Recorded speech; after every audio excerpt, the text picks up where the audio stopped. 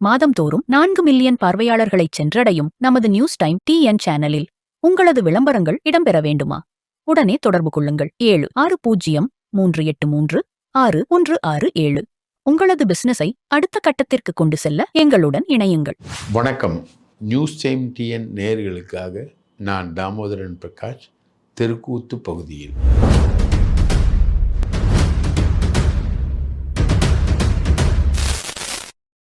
இப்போது எடப்பாடி ஒரு பெரிய சிக்கலில் மாட்டிக்கிட்டு இருக்காரு அப்படின்றத சமாளிக்கிறதுக்கு அவர் மாவட்ட செயலாளர் கூட்டத்தில் எங்கூட இன்னும் சில கட்சிகள் வரும், நம்ம கூட கூட்டணிக்கு பெரிய கட்சிகள் வரும் அப்படின்னார்.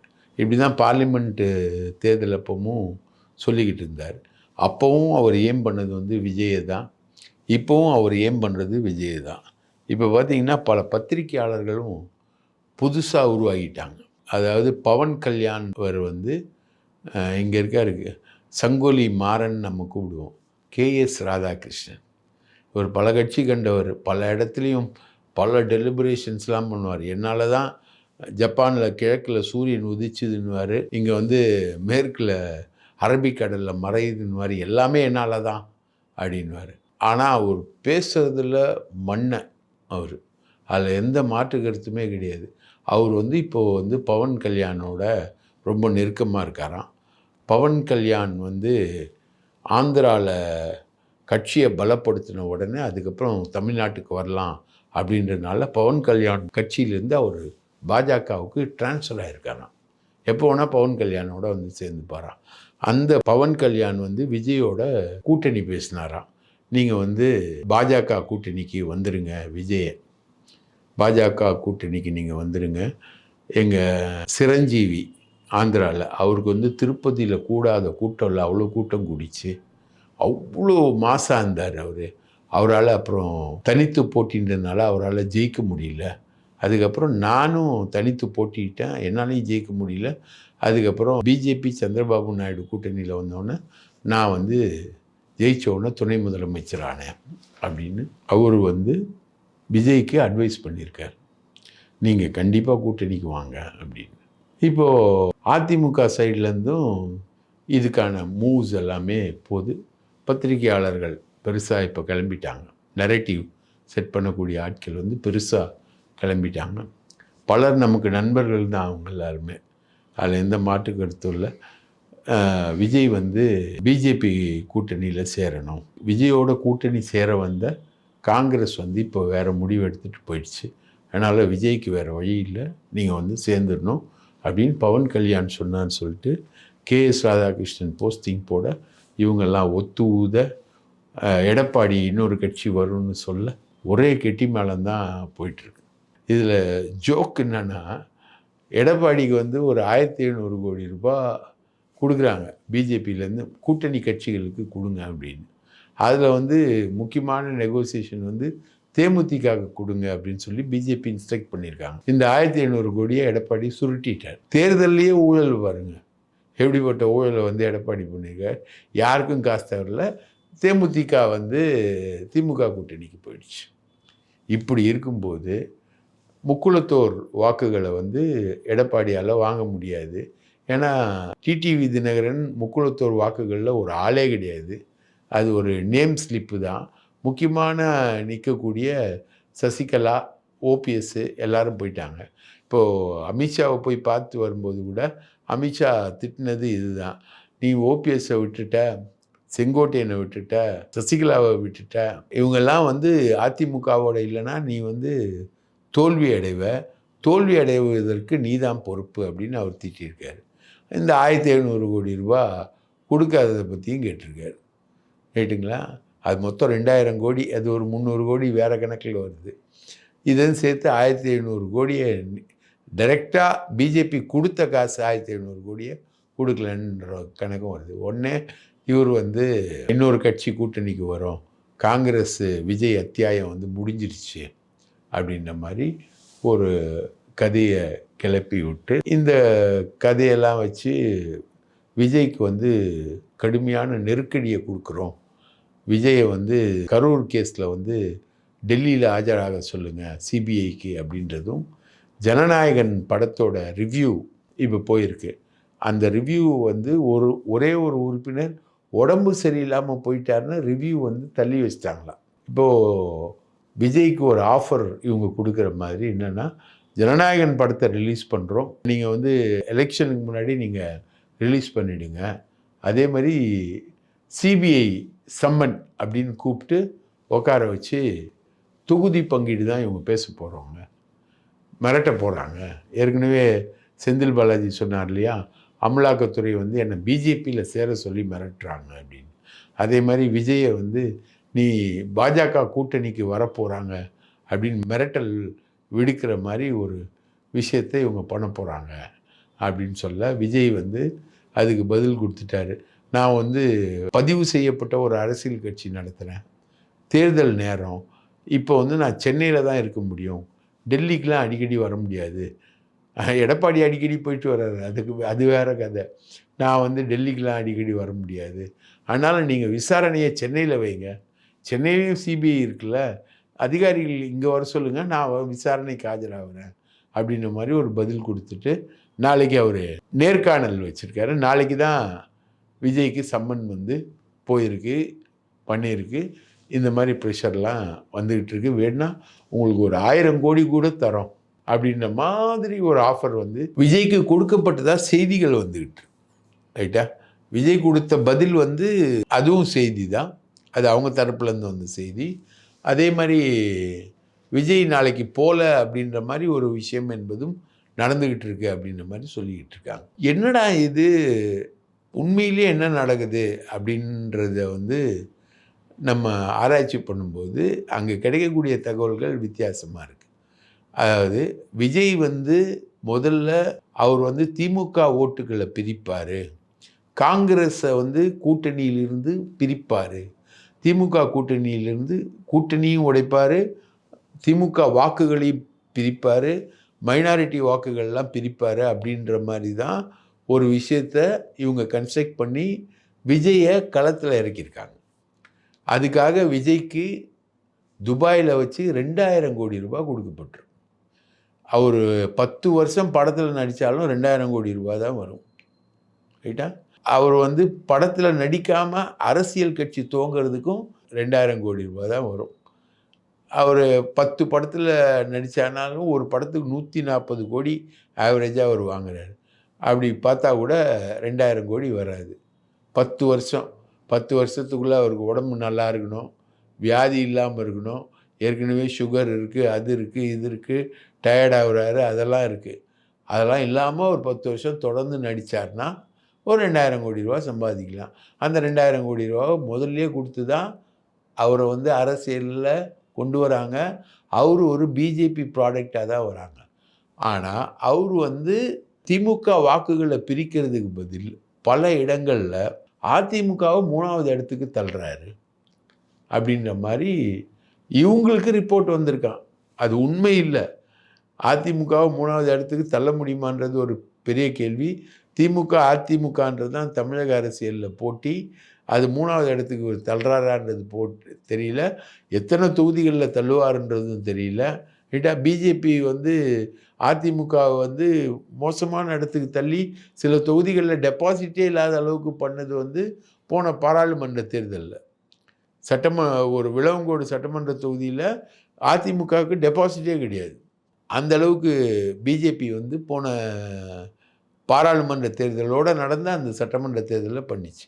அதெல்லாம் போன தேர்தலில், ரைட்டுங்களா, அதெல்லாம் நடக்கும். ஆனாலும் திமுக அதிமுகன்றது தான் போன நாடாளுமன்ற தேர்தலில் தமிழ்நாடு முழுக்க இருந்த ஒரு சூழ்நிலை. இப்போது அந்த அதிமுகவை ஒரு பின்னுக்கு தள்ளுவாரா, எத்தனை தொகுதியில் தள்ளுவார், எப்படி தள்ளுவார்ன்றதெல்லாம் கேள்வி இல்லை. ஆனால் இவங்களுக்கு ஒரு பயம் வந்துருச்சு, ஒரு தோல்வி பயம் என்பது அதிமுக முகாமுக்கு வந்துருச்சு, ரைட்டுங்களா. அமித்ஷாவோட விசிட்ஸ் கேன்சல் ஆகுது, பிரைம் மினிஸ்டரோட விசிட் கேன்சல் ஆகுது, பெரிய அளவுக்கு கான்சன்ட்ரேஷன் இல்லை. இங்கே இருந்த கவர்னரையும் மாற்றி வெஸ்ட் பெங்காலுக்கு போட்டாங்க. ஸோ தோல்வியின் விளிம்பில் பயத்தில் அதிமுக நிற்கிது அப்படின்றது இப்போ தெரியுது. அதுக்கு ஒரே தாரக மந்திரம் வந்து விஜய். இப்போது அதிமுகவுடைய மைனஸ் பாயிண்ட் என்னென்னா, அது பவன் கல்யாணுடைய மைனஸ் பாயிண்ட்டும் அதான். என்னென்னா, அதிமுக வந்து விஜய்க்கு கொடுக்க போகிற தொகுதிகள் எத்தனை. விஜய் வந்து இங்கே கொடுக்குற பில்டப் என்னன்னா, நான் தான் அடுத்த முதல்வர், போட்டி வந்து டிவிகேக்கும் டிஎம்கேக்கும் தான். அதை தான் மாற்றி சமூக வலைதளங்களில் சொல்கிறாங்க. போட்டி திமுகவுக்கும் டிவிகேக்கும் இல்லை, த்ரிஷாவுக்கும் சங்கீதாவுக்கும் தான் போட்டி அப்படின்ற மாதிரி இப்போ சமூக வலைதளங்களில் இந்த த்ரிஷா விவகாரத்தில் அந்த விஷயங்கள் ஓடிக்கிட்டு இருக்குன்னு வச்சுக்கோங்களேன். இது இப்படி போயிட்டு இருக்கக்கூடிய விஜயை, ஒரு முதலமைச்சர்ன்ற கனவுல இருக்கக்கூடிய விஜயை அதிமுக பாஜக கூட்டணிக்கு வந்தால் எவ்வளோ சீட் கொடுப்பீங்கன்னு கேட்டால் 40 சீட் இல்லை 30 சீட். சரி, துணை முதல்வர் பதவி கொடுப்பீங்களா? அதுவும் இல்லை. ஆட்சியில் பங்கு, அதிகாரத்தில் பங்கு, கூட்டணி ஆட்சிக்கெல்லாம் நாங்கள் ஒத்துக்கல. துணை முதல்வர் பதவியெலாம் கேரண்டியாலாம் தர முடியாது, அப்படி சொல்லிலாம் கூட்டணிக்கு வர முடியாது. ஆனால் நீங்கள் வந்து ஒரு 30 சீட்டோ 40 சீட்டோ வாங்கிட்டு எங்கள் கூட போட்டி போடுங்க, எங்கள் கூட்டணியில் நீங்கள் இருக்கணும். இதுதான் ஆஃபர். இதுக்காக சிபிஐ விசாரணை, இதுக்காக ஜனநாயகன், இதுக்கான பில்டப்பு. த்ரிஷா மேட்ரை வந்து முதல்ல நம்ம நயினார் நாகேந்திரன் வாய விட்டதும் இதுக்காக தான். எப்படியாவது அவரை கொண்டு வரணும், அவர் த்ரிஷாவை விட்டு முதல்ல வெளியில் வரணும்னு நயினார் நாகேந்திரன் சொன்னதும் எல்லாம் இதுக்காக தான். எல்லாமே கூட்டணிக்காக தான். கூட்டணி வந்து பேசப்படுது. பவன் கல்யாண் பேசிட்டாரு. பவன் கல்யாண் திருப்பதி வெங்கடாஜலபதியாண்ணா, அவர் சொன்னால் நான் விஜய் கேட்கணுன்னு ஏதாவது கட்டாயம் இருக்காண்ணா? அப்படின்லாம் ஒன்றும் இல்லை. துணை முதலமைச்சர்னால் அங்கே வந்து கூட்டணி ஆட்சி, சந்திரபாபு நாயுடுவுடையது கூட்டணி ஆட்சி. அங்கே கேரண்டீடு துணை முதல்வர் பதவி தரோன்ற கேரண்டி கொடுத்து அக்ரிமெண்ட் போட்டு கூட்டணி ஆட்சியை தான் அங்கே கொண்டு வந்தாங்க. இங்கே கூட்டணி ஆட்சின்றத எடப்பாடி தைரியம் வந்தால் சொல்ல சொல்லுங்கள். அதிமுக வந்தால் விஜயோட கூட்டணி நாங்கள் சேர்றோம், விஜய் வந்தால் அவர் வந்து துணை முதலமைச்சர்னு சொல்லுங்கள் அப்படின்னு நம்ம ஏடிஎம்கே சர்க்கிளில் கேட்குறோம். அப்போ விஜய் வந்தால் துணை முதலமைச்சராக? இல்லை இல்லை இல்லை, அவர் வந்து விஜயகாந்த் மாதிரி எதிர்கட்சி தலைவர் ஆவார். முதல்ல அதிமுக ஜெயிச்சு பவருக்கு வரணும், அதுக்கப்புறம் கூட நிற்கிற விஜய் வந்து எதிர்கட்சி தலைவர் ஆகணும். இதெல்லாம் நடக்கணும், ரைட்டா? அத்தைக்கு மீசை முளைக்கணும், சித்தப்பா ஆகணும், சித்தப்பா ஆனப்புறம் பொண்ணு பார்க்கணும். இப்படி தான் கொண்டு போக முடியும். இப்படி நடக்க வேண்டிய விஷயத்தை இப்படி கொண்டு வந்து, இதுக்காக தான் அவருக்கு சம்மன்னு, இதுக்காக தான் ஜனநாயகன், இதுக்காக தான் த்ரிஷா மேட்ரு பிரேக் ஆகுது, எல்லா மேட்டரும் பிரேக் ஆகுது. காரணம் இதுதான் அப்படின்னு ஒரு பிக்சரை வந்து பெரிய ட்ராமாவாக, பெரிய கேஸ் பலூனாக கொண்டு வந்திருக்காங்க. விஷயம் என்னென்னா, 2000 கோடி ரூபாய் கொடுத்து அவரை வந்து அரசியலுக்கு கொண்டு வந்த பாஜக வந்து, அவர் வந்து திமுக வாக்குகளை பிரிக்கணும், திமுக விஷயங்களை கவனம் செலுத்தணும், திமுக கூட்டணியிலேருந்து காங்கிரஸை வெளியேற்றணும், இதெல்லாம் தான் அஜெண்டா. இந்த அஜெண்டாவுக்குள்ளே அவர் என்ன காயின் பண்ணிக்கினார்னா, நான் தான் சிஎம்மு, நான் தான், எனக்கு தான் எல்லாமே அப்படின்றத அவர் காயின் பண்ணி அவர் போகிறார். இப்போது 234 தொகுதிகளுக்கு நேர்காணல்னு அவர் போயிட்டுருக்காரு, ரைட்டுங்களா? தனித்து போட்டி 234 தொகுதிக்கும் நேர்காணல்னு போடுறார். ஆனால் அதிமுகவுக்கு வந்த தோல்வி பயம் இந்த மாதிரி ஒரு விஜய் கதையும் ஒரு ஆந்திரா கதையும் கொண்டு வந்து கன்ஸ்ட்ரக்ட் பண்ணி தமிழக அரசியலில் இன்றைக்கி ஒரு டீட்ராக்ட் மூடுக்கு கொண்டு போகிறாங்க. இது எப்படி போகுன்றது நமக்கு அடுத்தடுத்த நாட்களில் நடக்கக்கூடிய நிகழ்வுகள்லேருந்து தான் நமக்கு தெரியும் அப்படின்றதான் நம்மளுடைய விஷயம். இதில் இன்னொரு முக்கியமான விஷயம் என்னென்னா, த்ரிஷா பற்றி விஜய்கிட்ட கேட்கும்போது விஜய் சொன்ன பதில் என்னென்னா, இன்னும் சங்கீதா வந்து வீட்டு சிறையில் தான் இருக்காங்க, இன்றைக்கும் அந்த அம்மா கஷ்டப்பட்டுக்கிட்டு தான் இருக்காங்க, அந்த அம்மாவுடைய செல்ஃபோன்லாம் வந்து பிடுங்கப்பட்டது, மறுபடியும் தரப்பட்டது, இப்படிலாம் நடந்துக்கிட்டே இருக்கு அந்த அம்மாவுக்கு.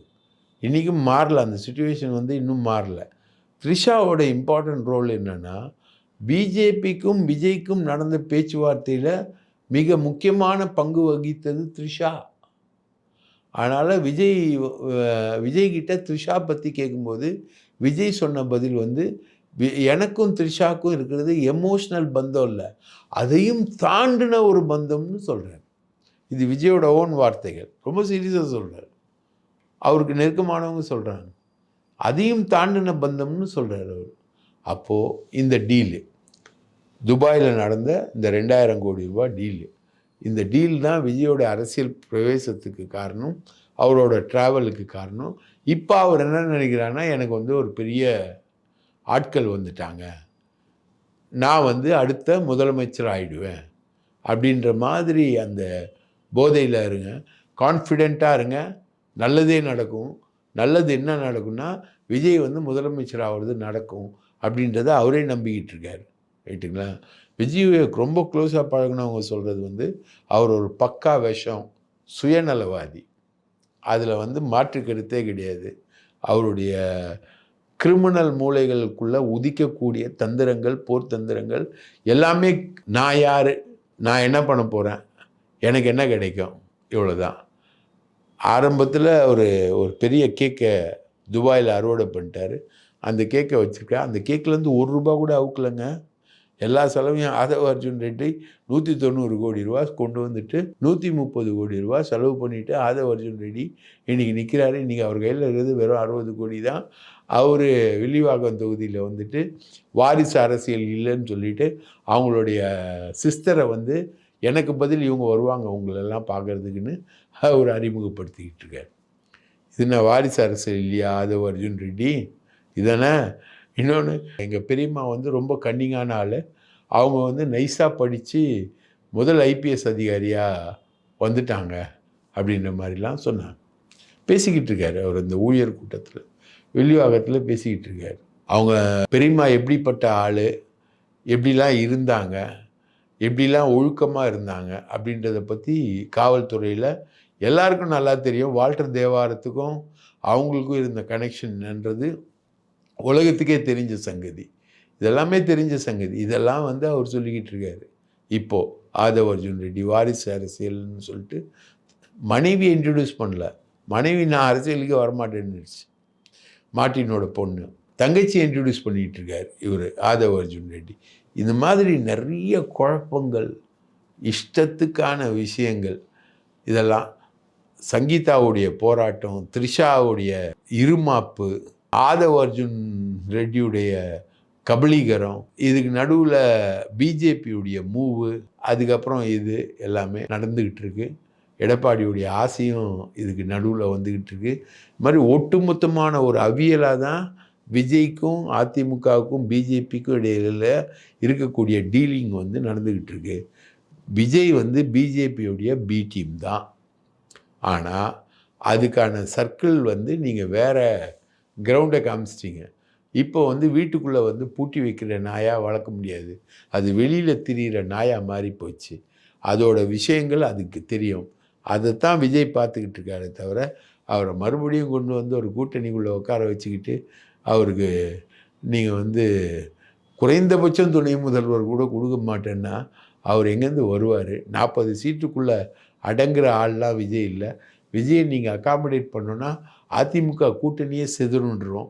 அந்தளவுக்கான சீட்டை அவர் கேட்பார். அந்தளவுக்கான ரீச்சுக்குள்ளே அவங்க ஆட்கள்லாம் போய்கிட்டு இருக்காங்க அப்படின்றத சொல்லி வாய்ப்புக்கு நன்றி கூறி விடைபெறுகிறேன். நன்றி, வணக்கம்.